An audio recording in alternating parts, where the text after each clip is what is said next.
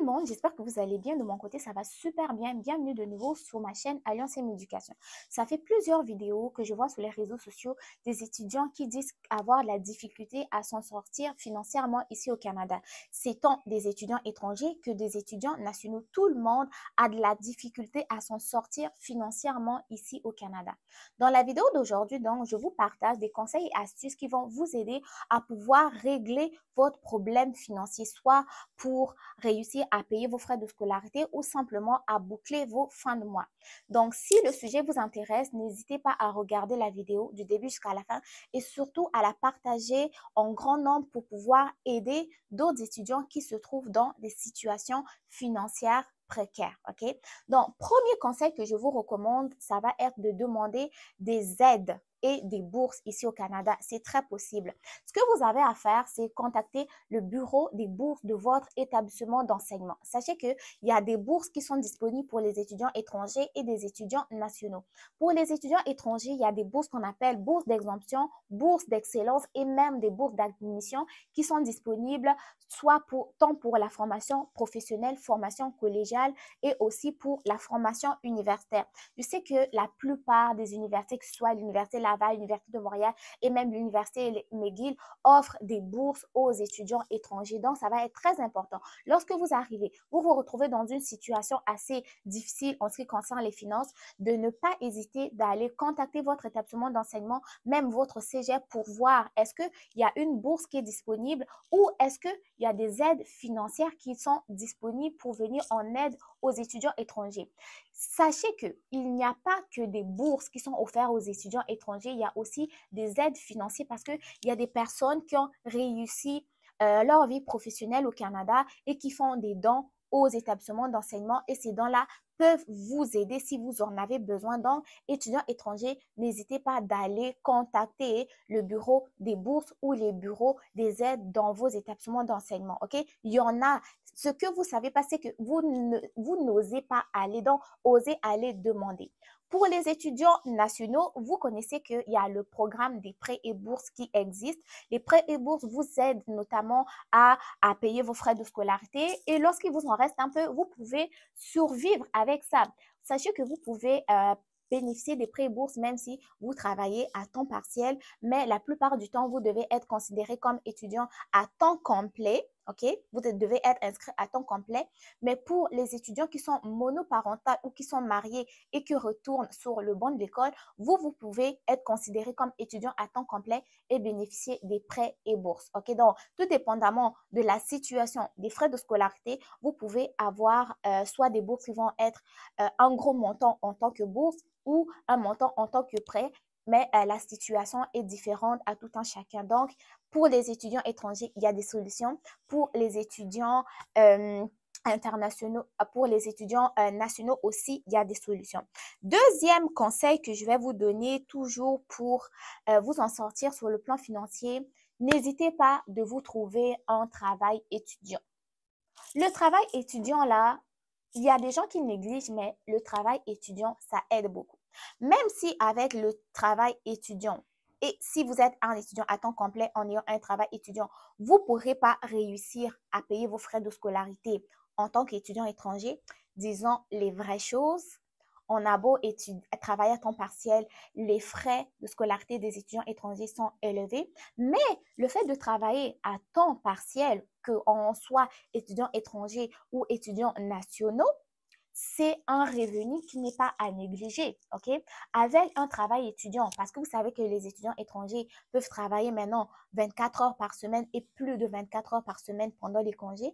Avec cet argent-là, vous pouvez payer votre loyer, vous pouvez payer aussi votre nourriture, pourquoi pas les frais de transport. Donc, n'hésitez pas, si vous êtes capable, vous êtes organisé, planifié, de vous trouver un petit travail étudiant à côté qui va vous permettre de réduire certaines dépenses, ok? Si on vient comme étudiant étranger, on ne travaille pas, on ne va pas tout laisser à la charge des parents quand même.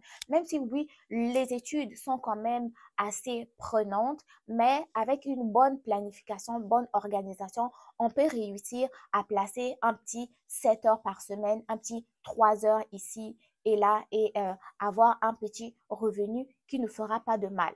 Là, je parle du job étudiant comme mais emploi conventionnel ou en quitte chez soi pour aller travailler. Mais pourquoi ne pas essayer aussi de vous lancer sur les réseaux sociaux en partageant des choses qui vous motivent et qui plus tard pourraient vous rapporter un certain revenu.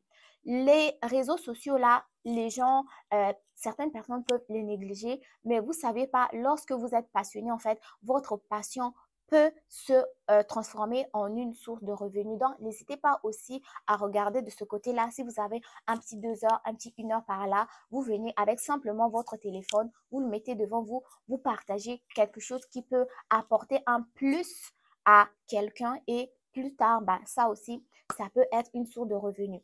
Un autre type de job étudiant que certaines personnes semblent négliger, c'est la garde d'enfants, ok?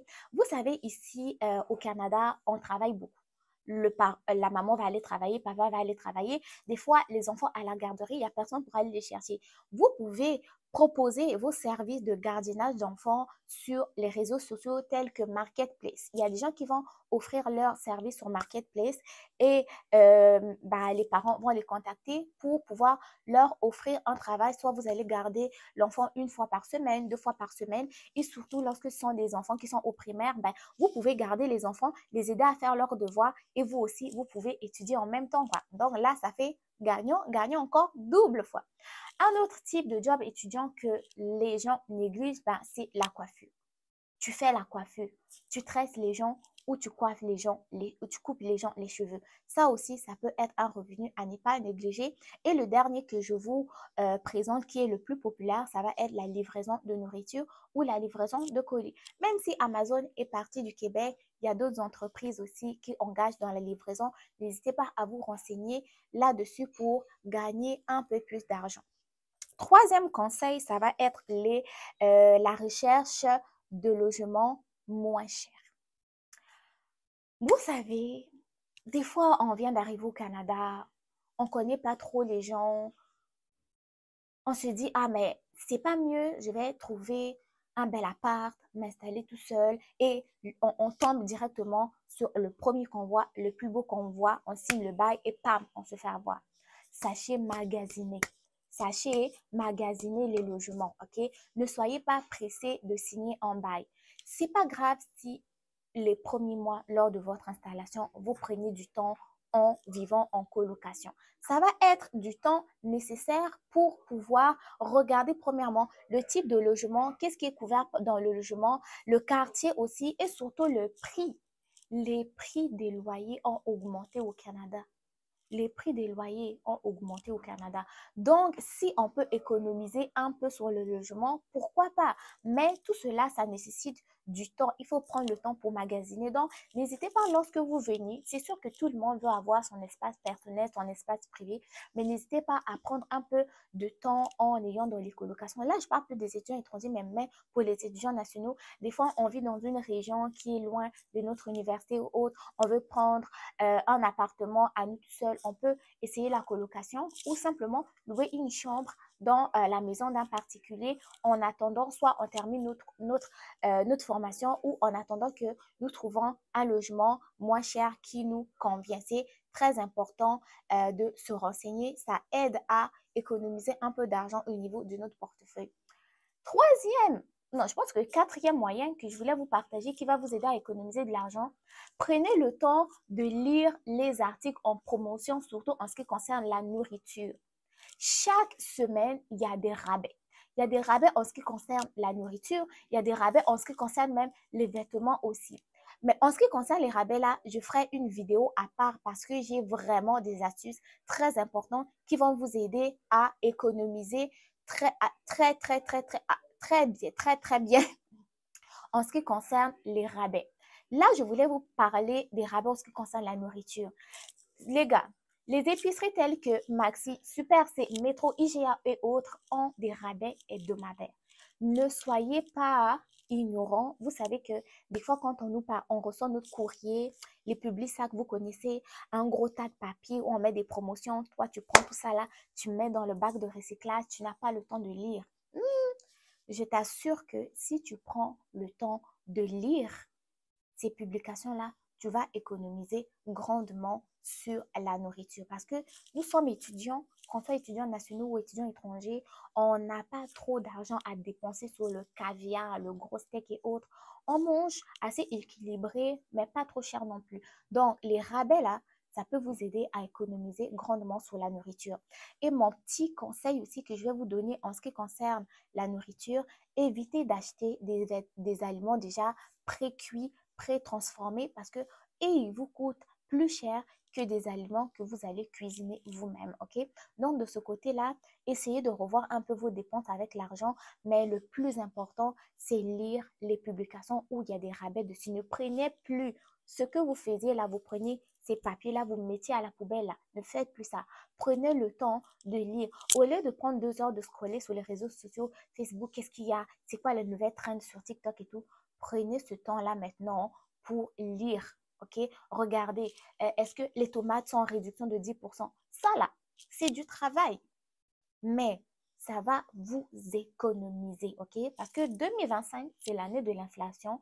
Vous n'allez pas vous en sortir si vous gardez les mêmes habitudes que vous aviez en 2023-2024. Parce que en ce moment-là, même les prévisions l'ont dit, vous avez vu dans les médias, ils ont déjà prédit que l'année 2025 va coûter cher. Donc, pour moins dépenser, il faut vraiment essayer d'appliquer mes astuces. Donc, si je récapitule, en gros, comment est-ce que vous allez faire pour gérer un peu mieux vos dépenses, vous en sortir du côté financier?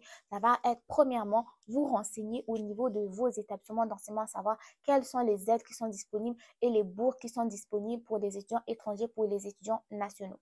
Deuxième conseil, je me rappelle plus trop, ma liste est un peu perdue là, trouver une job étudiant. Troisièmement, trouver un logement moins cher. Et quatrièmement, essayer de faire des économies sur la nourriture parce que personnellement aussi, je ne lisais pas les publications sur les réductions et autres. Je ne lisais pas, je l'achetais comme ça, mais c'est très important d'économiser. Si vous achetez tout à n'importe quoi, ça va coûter très, très, très, très, très cher. Donc, n'hésitez pas à aller vraiment regarder les épiceries telles que Métro Super C. Quand on est étudiant, ces épiceries-là, ça aide beaucoup. Regardez les articles qui sont en promotion. Même si vous n'en avez pas besoin cette semaine, achetez-le pour la semaine prochaine parce que la semaine prochaine, s'il n'y a pas de rabais là, ça va coûter un peu plus cher. Ok? Donc, essayez d'avoir une nouvelle façon de penser dépenses pour cette année. Donc, si la vidéo vous a plu, n'hésitez pas à me le dire dans les commentaires. Restez connectés pour les prochaines vidéos parce que dans les prochaines vidéos, on va vraiment essayer d'être en mode, pas mode radin, mais en réduction des dépenses pour mieux s'en sortir avec l'inflation de cette année et des années à venir. Donc, n'oubliez pas de liker la vidéo, de partager et de me dire ce que vous avez pensé dans les commentaires. Si vous voulez plus de vidéos sur astuces et conseils, comment s'en sortir côté financier et autres, bah, ça va me faire très plaisir. Moi, en barre de description d'informations, je vous mets les liens des bourses qui sont disponibles actuellement au niveau du gouvernement du Canada. Je vous mets également le lien aussi du site pour trouver un emploi ici au Canada.